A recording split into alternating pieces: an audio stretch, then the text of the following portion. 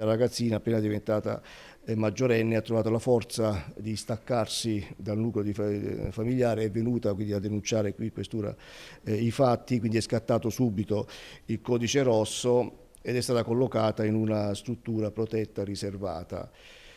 La seconda parte della vicenda è l'ostinazione da parte del padre, che addirittura, è il caso di dire, pedinando un'amica della figlia con la quale si sarebbe dovuta incontrare, è riuscita a rintracciarla, a intervenire anche qui con condotte aggressive. È una storia questa, ripeto, che deve far riflettere per due aspetti. Uno, ripeto, la volontà e il rispetto verso questa ragazzina che ha trovato la forza di autodeterminarsi sul come voler vivere la propria vita. La stessa è riuscita a interrompere questa spirale, questo circolo della violenza, dove purtroppo, se non lo si interrompe in tempo utile, può anche avere il suo triste epilogo.